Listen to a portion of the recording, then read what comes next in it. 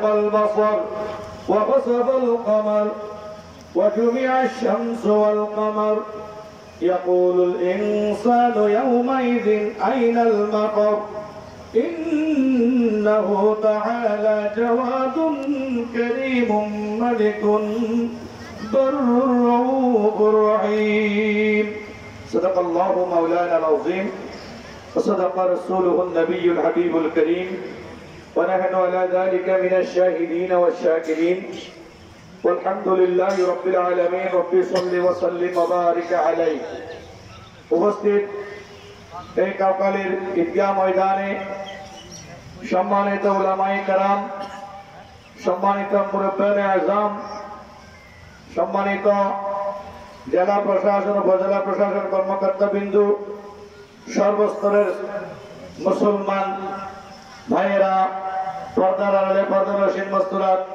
মুসলমান মা ও বোনেরা, আসসালামু আলাইকুম ওয়া রাহমাতুল্লাহি ওয়া বারাকাতুহু। ওয়া আলাইকুম সালাম।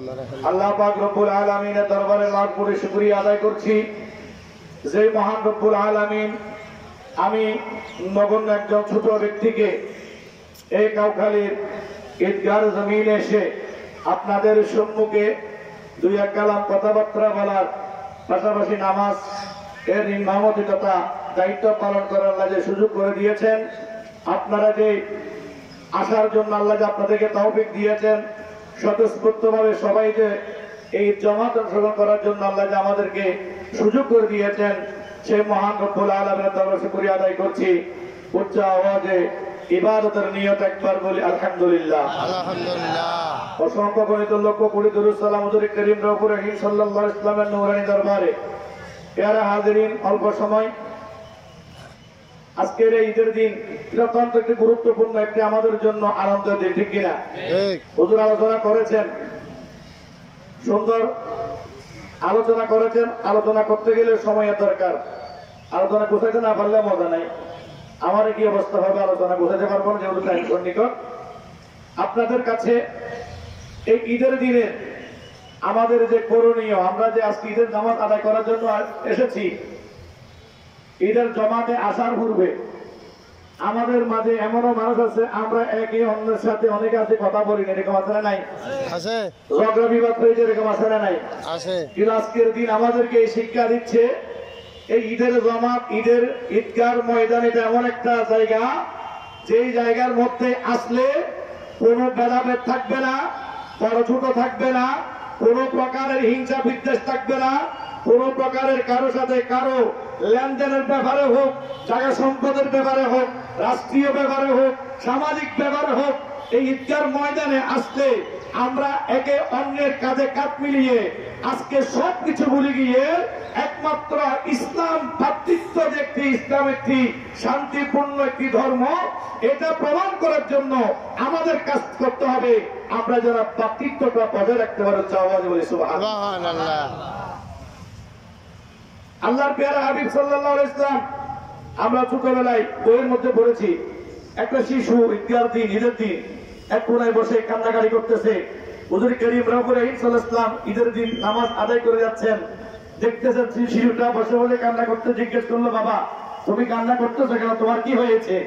তিনি সেই শিশু উত্তর দিচ্ছে, ওগো আল্লাহর হাবিব, আমার মাও নাই, বাবা নাই, মাও নাই, বাবাও নাই, কেউ নাই। সবাই সুন্দর সুন্দর জামা কাপড় পরিধান করে ঈদগাহের ময়দানে গেছে, কিন্তু আমার এমন কোন ব্যক্তি আমার কাছে অবশিষ্ট নাই যে আমাকে একটি সুন্দর জামা কাপড় আমাকে কিনে দিবে, আমাকে হাতে হাত ধরে কুলে করে নিয়ে ঈদগাহের ময়দানে নিয়ে যাবে, এরকম কোন আপনজন আমার কাছে নাই। আল্লাহর হাবিব সাল্লাল্লাহু আলাইহি ওয়াসাল্লাম চোখের পানি ছেড়ে দিলেন ও বাচ্চার জন্য, কুলে নিলেন, কুলে করে নিয়ে বাসায় নিয়ে গেলেন। বিবিকে বললেন, বিবি আর দেরি করো না, এই বাচ্চাকে গোসল দাও, সুন্দর কাপড় পরিধান করাও। 8-10 জন ছেলে যেরকম ঈদগাহের ময়দানে যাচ্ছে, সব জায়গায় ঘুরে ফিরছে, এই শিশুটাও তাদের মতো 10 জনের মতো চতুর্দিকে ঘুরে ফিরে আনন্দ করে উচ্চ আওয়াজে বলে সুবহানাল্লাহ। আজকে ফিলিস্তিনের দিকে তাকান, এরকম শিশু আছে না নাই? আছে। আজকে ফিলিস্তিনের দিকে তাকাইলে চোখের পানি ধরে রাখা যায় না। আমরা আজকে ঈদের ময়দান থেকে দোয়া করব, আল্লাহ যেন ফিলিস্তিনকে অতি তাড়াতাড়ি স্বাধীনতা দান করে, সকলে বলে আমিন।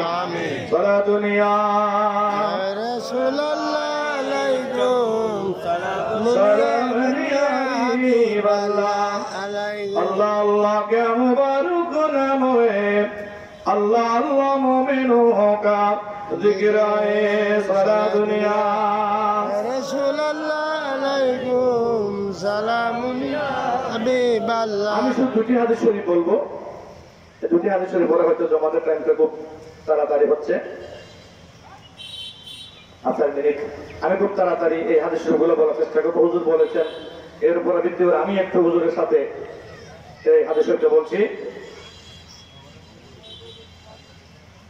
قال دخلت على عمر بن الخطاب رضي الله تعالى عنه হুজুর বলতে হযরত আবু হুরায়রা ওনার হাদিস শরীফ, ঈদের দিন তিনি হযরতে উমর বিন খাত্তাব রাদিয়াল্লাহু তাআলা ঘরের মধ্যে প্রবেশ করলেন।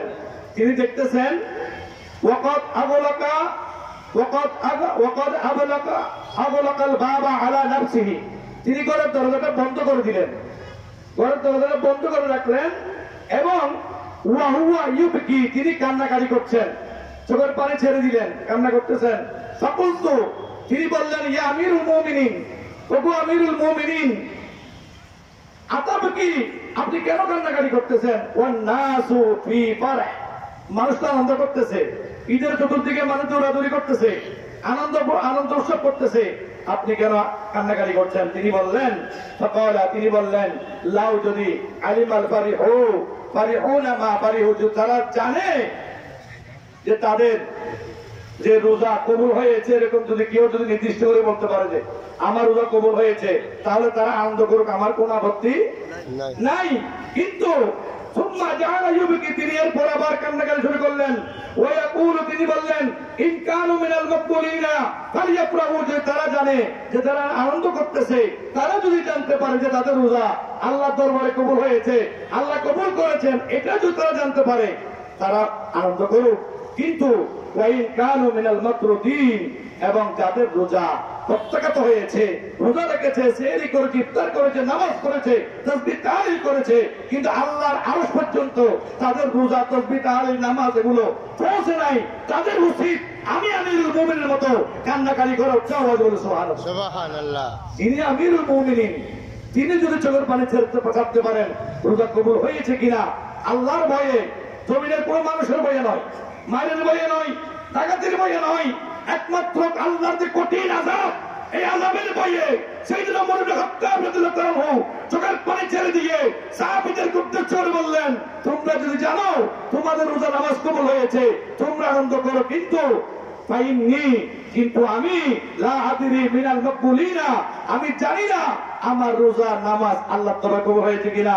আনা আমিনাল মাতরুদিন, নাকি যাদের রোজা নামাজ প্রত্যাখ্যাত হয়েছে, আল্লাহ ফিরে দিয়েছে, তাদের অন্তর্ভুক্ত হয়েছে কিনা। এজন্য আমি কাঁদতেছি, ওগো আল্লাহর বান্দারা, এই নামাজ, রোজা, হজ, যাকাত এগুলো নির্দিষ্ট আল্লাহর জন্য করুন, কাউকে দেখানোর জন্য না, মানুষকে খুশি করার জন্য নয়, একমাত্র কাকে খুশি করার জন্য?